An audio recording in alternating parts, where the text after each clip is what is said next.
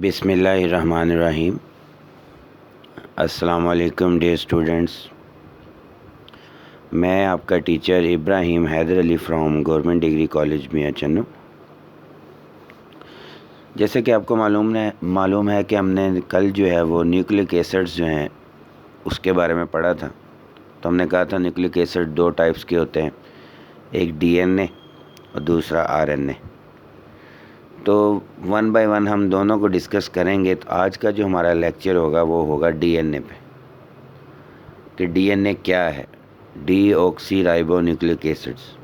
DNA के structure के बारे में पढ़ेंगे और ये देखेंगे कि मुख्तलिफ साइंटिस्ट जो हैं उन्होंने क्या क्या फाइंडिंग्स हैं उनकी डीएनए के बारे में, उन्होंने क्या क्या अखज़ किया है, क्या क्या उन्होंने नताइज निकाले हैं इसके स्ट्रक्चर के बारे में। तो आज का हमारा टॉपिक है डीऑक्सी राइबो न्यूक्लिक एसिड, मतलब डीएनए। तो सबसे पहले तो आपको ये मालूम होना चाहिए कि डीएनए है क्या। डीएनए जो है, DNA is the hereditary material. ये विरासत का मादा है जो खसूसियात वालिदैन से अगली नस्ल में जाती हैं, एक नस्ल से दूसरी नस्ल में जाती हैं। वो अक्सर उसकी वजह क्या है, मोस्टली क्या 100% उसकी वजह क्या है, डीएनए। वो तमाम तर खसूसियात डीएनए में होती हैं। ये विरासत का मादा है, एक नस्ल से अगली नस्ल में जाती हैं जो खसूसियात, वो एक्चुअली वो डीएनए जाता है। It controls the properties and potential activities of a cell. Cell की तमाम तर एक्टिविटीज़ को, तमाम तर खसूसियात को डीएनए कंट्रोल करता है। It is made up of 4 kinds. हमने पिछले लेक्चर में कहा था चाहे वो डीएनए हो चाहे आरएनए हो, वो न्यूक्लियोटाइड्स पे मुश्तमिल होते हैं। तो डीएनए भी न्यूक्लियोटाइड्स पे मुश्तमिल है। और डीएनए के न्यूक्लियोटाइड्स को हम 4 न्यूक्लियोटाइड्स हैं जिनसे मिलकर डीएनए बनता है। एक है डीऑक्सी, या ये स्मॉल डी का मतलब है डीऑक्सी। डीऑक्सी एडिनोसिन मोनोफॉस्फेट, या इसे हम ऐसे भी लिख सकते हैं DAMP। दूसरा है D guanosine monophosphate, D cytidine monophosphate, और लास्ट है डी थाइमिडीन मोनोफॉस्फेट। तो 4 न्यूक्लियोटाइड्स हैं जिनसे मिलकर डीएनए बनता है। D guanosine monophosphate, D adenosine monophosphate, D cytidine monophosphate और डी थाइमिडीन मोनोफॉस्फेट। ये जो न्यूक्लियोटाइड्स हैं ये बेसिकली उसी तरह बनते हैं जो हमने कल बेसिक स्ट्रक्चर पढ़ा था, कि हर न्यूक्लियोटाइड में एक एक नाइट्रोजनस बेस है, एक एक पेंटोज शुगर है और एक फास्फेट ग्रुप है। आगे हम एक टेबल पढ़ते हैं कि टेबल में आपको बताते हैं चारों न्यूक्लियोटाइड्स बनते कैसे हैं। तो list of nucleotides in DNA. तो एक न्यूक्लियोटाइड कैसे बनता है, एक एडिनोसिन नाइट्रोजनस बेस है एडिनिन। जब इसके साथ डीऑक्सी, ज़ाहिर हमने कहा था डीएनए में जो पेंटोज शुगर है वो डीऑक्सी राइबोज होती है। तो जब एडिनिन के साथ डीऑक्सी राइबोज शुगर जुड़ती है तो बन जाता है डी एडिनोसिन। डी एडिनोसिन क्या है, ये एक न्यूक्लियोसाइड है। और न्यूक्लियोसाइड कैसे बनता है, जब नाइट्रोजनस बेस और डीऑक्सी राइबोज शुगर जुड़ेंगे तो बन जाएगा डी एडिनोसिन। और जब इसके साथ फास्फेट ग्रुप जुड़ जाएगा तो ये हो जाएगा डी एडिनोसिन। अगर एक फास्फेट जुड़ा है तो मोनोफॉस्फेट, 2 फास्फेट जुड़े हैं तो डाईफॉस्फेट, 3 फास्फेट जुड़े हैं तो ट्राईफॉस्फेट। तो ये हो गए न्यूक्लियोटाइड्स। यहाँ पे नाम लिखें सारे न्यूक्लियोसाइड्स। ये हैं न्यूक्लियोटाइड्स और ये हैं नाइट्रोजनस बेसिस। नाइट्रोजन बेस है गुआनिन, उसका न्यूक्लियोसाइड है डीऑक्सी गुआनोसिन, उसका न्यूक्लियोटाइड है deoxy guanosine monophosphate, deoxy guanosine diphosphate, deoxy guanosine triphosphate. इसी तरह नाइट्रोजन बेस है साइटोसिन, इसका न्यूक्लियोसाइड है डीऑक्सी साइटिडीन, इसका न्यूक्लियोटाइड है deoxy cytidine monophosphate, deoxy cytidine diphosphate, deoxy cytidine triphosphate. इसी तरह लास्ट वन थायमीन है। थायमीन का न्यूक्लियोसाइड है डीऑक्सी थाइमिडीन, उसका न्यूक्लियोटाइड है deoxy thymidine monophosphate, deoxy thymidine diphosphate, deoxy thymidine triphosphate. तो आपको ये पता होना चाहिए एडेनिन और एडिनोसिन में क्या फ़र्क है। एडेनिन एक नाइट्रोजनस बेस है, एडिनोसिन उसका न्यूक्लियोसाइड है जब उसके साथ राइबोज शुगर अटैच हुए थे। गवानीन और गवानोसिन, गवानीन नाइट्रोजन बेस है, गवानोसिन क्या है, न्यूक्लियोसाइड है। Cytosine, cytidine, cytosine nitro base है, साइटिडीन न्यूक्लियोसाइड है। तो जब फास्फेट भी हम बोल रहे हैं तो इसका मतलब वो न्यूक्लियोटाइड है। तो न्यूक्लियोसाइड और न्यूक्लियोटाइड में यही फ़र्क है कि न्यूक्लियोसाइड में फास्फेट नहीं होता, न्यूक्लियोटाइड में फास्फेट होता है।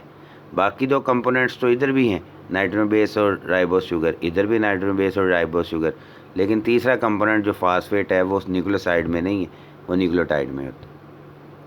तो 4 किस्म के न्यूक्लियोटाइड्स हैं जिनसे मिलके डीएनए बनता है। अब न्यूक्लियोटाइड जुड़ते कैसे हैं?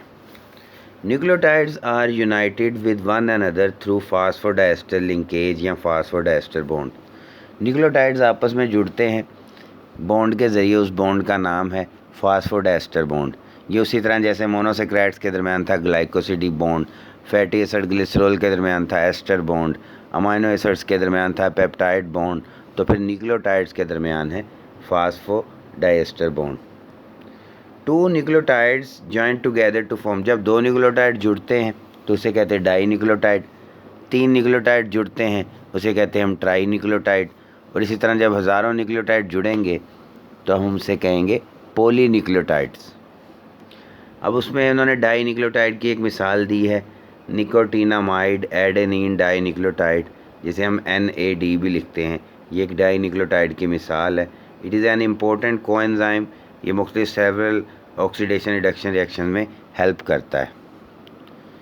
अब फास्फोडाइस्टर बॉन्ड का एक स्केच आपको दिखा दें कि ये होता कैसे है। अब ये आपके सामने ऊपर एक ये न्यूक्लियोटाइड है जिस तरह मैं घुमा रहा हूँ, ये पेंटोस शुगर है, ये नाइट्रोजनस बेस है, ये फास्फेट ग्रुप है, और नीचे ये दूसरा न्यूक्लियोटाइड है।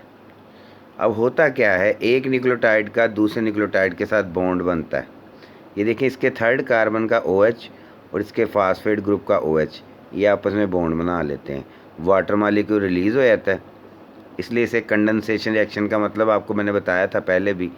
कंडेंसेशन का मतलब होता है जब बॉन्ड बने और वाटर मॉलिक्यूल रिलीज़ हो, उसे कहते हैं कंडेंसेशन रिएक्शन। अब है क्या, ये दरमियान में फास्फेट है, इसका पहले भी देखें बॉन्ड बना हुआ था अपने न्यूक्लियोटाइड के साथ। अब इसी फास्फेट का ऊपर वाले न्यूक्लियोटाइड के साथ भी बॉन्ड बन गया। ये बॉन्ड है असल में एस्टर बॉन्ड, चूँकि दरमियान में फास्फेट है और इसके इर्द गिर्द 2 बॉन्ड्स हैं एस्टर बॉन्ड, एक नीचे वाले राइबोस के साथ, एक ऊपर वाले राइबोस के साथ, तो 2 बॉन्ड्स बन गए हैं, इसलिए इसे कह रहे हैं फास्फोडाइस्टर बॉन्ड। ये जो 2 न्यूक्लियोटाइड जुड़ गए हैं इसे फिर कहेंगे फास्फोडाइस्टर बॉन्ड। अब देखें, 2 न्यूक्लियोटाइड जुड़ने के बाद भी इधर एक फास्फेट है, ये नीचे एक और OH है, इसका मतलब नीचे से भी एक न्यूक्लियोटाइड ऐड हो सकता है, ऊपर से भी एक न्यूक्लियोटाइड ऐसे हो सकता है, 3 भी जुड़ सकते हैं, 4 भी जुड़ सकते हैं, हज़ारों जुड़ सकते हैं। हज़ारों भी जुड़ेंगे ना तो एक तरफ फास्फेट ग्रुप ही होगा और एक तरफ राइबोस शुगर का OH होगा। तो फास्फोडाइस्टर बॉन्ड आपके सिलेबस में तो नहीं बताया गया कि ये कैसे बनता है, ना ही उसका उन्होंने कोई स्केच बनाया है, पर मेरा मकसद था चलो आपको थोड़ा बहुत तो आइडिया हो जाए कि फास्फोडाइस्टर बॉन्ड होता क्या है। तो ये कैसे बनता है, एक न्यूक्लियोटाइड का फास्फेट ग्रुप और दूसरे न्यूक्लियोटाइड का 3rd कार्बन का OH ग्रुप, जब ये आपस में जुड़ जाएं तो ये बॉन्ड बन जाता है फास्फो। अब आप पूछेंगे कि डाई एस्टर इसे क्यों कहते हैं? जब कोई एसिड और अल्कोहल मिलते हैं, ये हमने लिपिड्स में पढ़ा था, ये एस्टर बॉन्ड होता है। तो देखें, ये फास्फोरिक एसिड है ना असल में, इसका देखें राइबोज के साथ बॉन्ड है पहले से ही, तो ये भी एसिड है और OH असल में अल्कोहलिक ग्रुप होता है।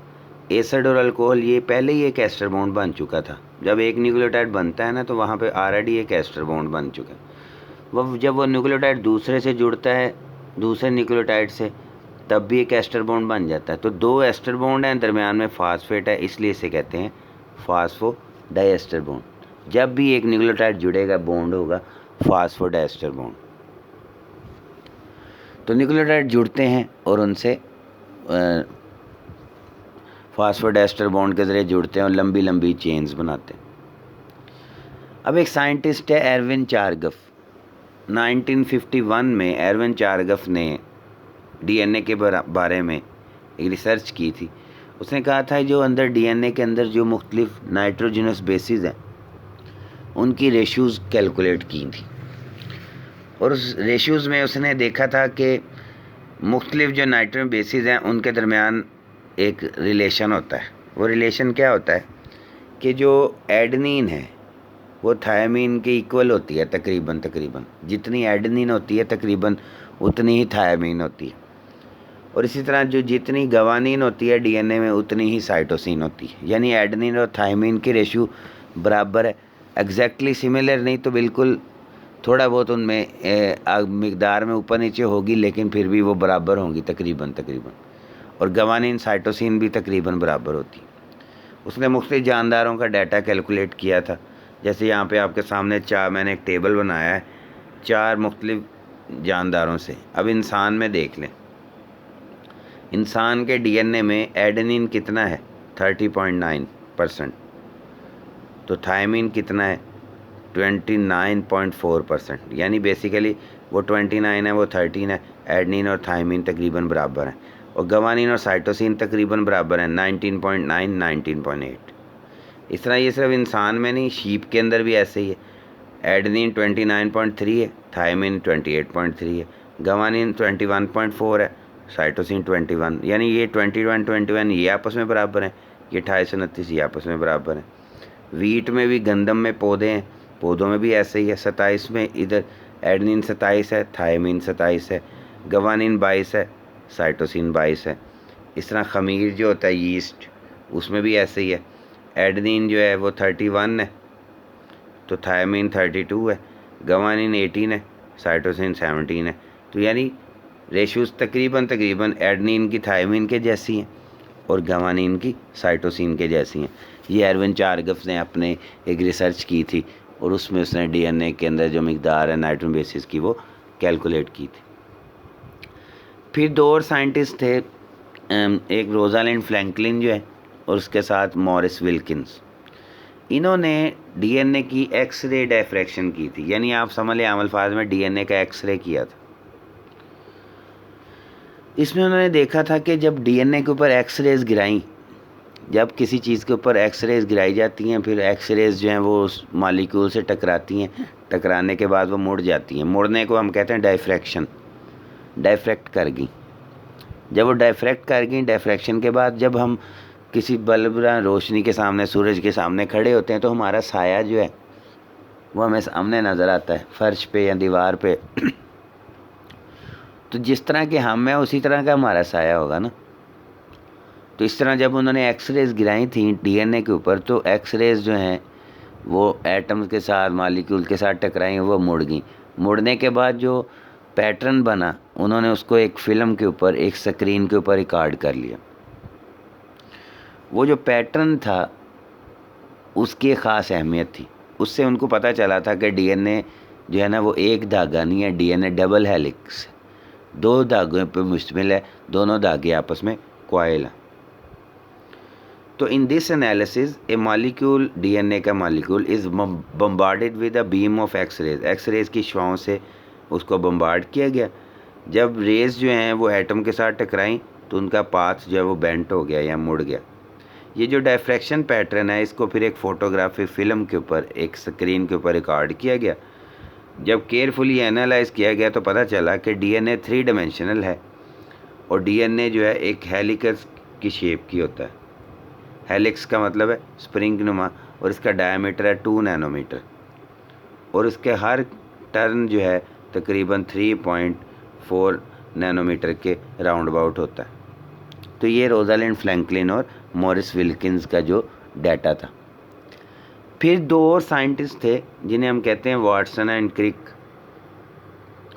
वाटसन एंड क्रिक ने एरविन चारगफ और रोजालिंड फ्रैंकलिन और मॉरिस विल्किन के डाटे को इस्तेमाल करते हुए फिर अपनी तहकीक के बाद उन्होंने एक प्रॉपर डीएनए का एक मॉडल तैयार किया जिसे हम वाटसन एंड क्रिक मॉडल के नाम से जानते हैं। उस मॉडल में मुख्तलिफ पॉइंट्स हैं जिससे हमें क्लियर कट पता चलता है कि डीएनए का स्ट्रक्चर किस तरह का होता है। एक है DNA is made of 2 polynucleotide chains. DNA जो है ना 2 धागों पे मुश्तमिल है। 2 strands are coiled around each other. दोनों स्ट्रैंड एक दूसरे के साथ कॉइल्ड होते हैं एक हेलिक्स की सूरत में। एक धागा कॉइल हो तो दूसरा भी जैसे रस्सी होती है, तो 2 धागों से मिला के हमने उसको थोड़ा सा मोड़ के, ट्विस्ट करके कॉइल करके हम रस्सी बना देते हैं, तो इस तरह डीएनए भी उसी तरह ही है। फिर calling of two strand is opposite, दोनों स्ट्रैंड अपोजिट होते हैं, एंटी पैरेलल होते हैं। एक ऊपर से नीचे, एक ऊपर से नीचे डायरेक्शन है तो दूसरे की नीचे से ऊपर, एक धागा सीधा है तो दूसरा उल्टा है, anti parallel direction. Two chains are, उन दोनों धागों के दरमियान बॉन्ड्स होते हैं, हाइड्रोजन बॉन्ड्स उन्हें हम कहते हैं। एडेनिन का बॉन्ड हमेशा थाइमिन के साथ बनता है और गवानिन का बॉन्ड हमेशा साइटोसिन के साथ बनता है।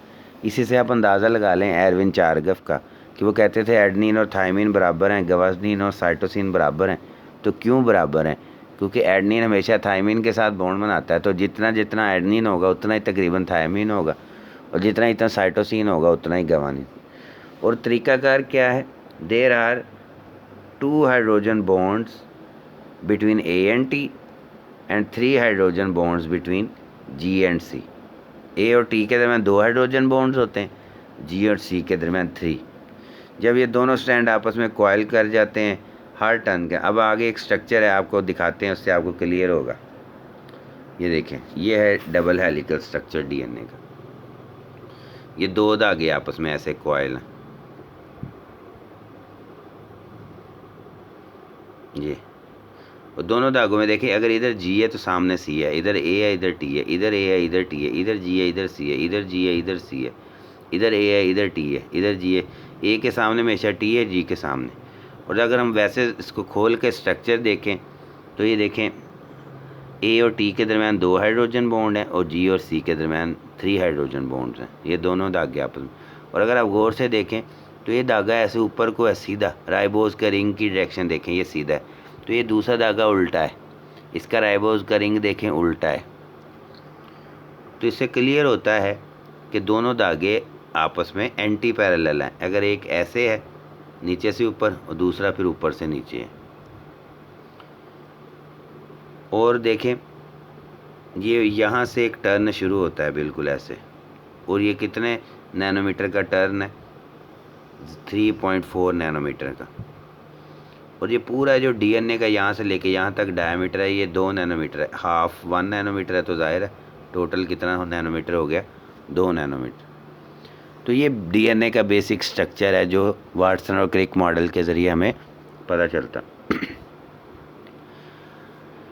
तो आज के लेक्चर में हमने देखा कि व्हाट इज़ डीएनए, डीएनए में कौन कौन से न्यूक्लियोटाइड्स हैं, न्यूक्लियोटाइड जुड़ते कैसे हैं, फास्फोडेस्टर बॉन्ड कैसे बनता है, फिर एरविन चारगफ ने क्या बताया था, रोजालिंड फ्रैंकलिन और मॉरिस विल्किंस ने क्या किया था, वाटसन और क्रिक मॉडल क्या बताता है। तो ये मुख्तलिफ हमारे साइंसदानों की रिसर्च के बाद हमें बेसिकली डीएनए का स्ट्रक्चर का पता चला। चाहे डीएनए हो चाहे आरएनए हो, तरीकाकार यही है, बस फ़र्क ये होता है कि जो डीएनए है उसमें देखें 2 स्ट्रैंड्स हैं, ये भी एक, आरएनए में एक ही स्ट्रैंड होता है, दूसरा स्ट्रैंड नहीं होता, और उसके दरमियान फिर एक ही स्ट्रैंड के दरमियान ही फास्फोडेस्टर बॉन्ड तो होंगे, लेकिन ये जो हाइड्रोजन बॉन्ड्स हैं ये नहीं होंगे। तो उसको हम फिर इंशाल्लाह नेक्स्ट वीक नए लेक्चर के साथ पढ़ेंगे। तो आज का लेक्चर यहीं पे हम एंड करते हैं। कोई भी कन्फ्यूजन हो, कोई भी क्वेश्चन हो तो मैं हाज़िर हूँ, आप सवाल पूछें इनबॉक्स में, मैसेज में, मैसेंजर पे, तो मैं ज़रूर रिप्लाई करता हूँ। तो इसको गौर से तफसील से आप लोगों ने पढ़ना है। अल्लाह आप सबका हामी नासिर हो। इंशाल्लाह नेक्स्ट वीक मुलाकात होगी नए टॉपिक के साथ, उसमें हम आरएनए पढ़ेंगे। अब मुझे इजाज़त दें, अल्लाह हाफ़िज़।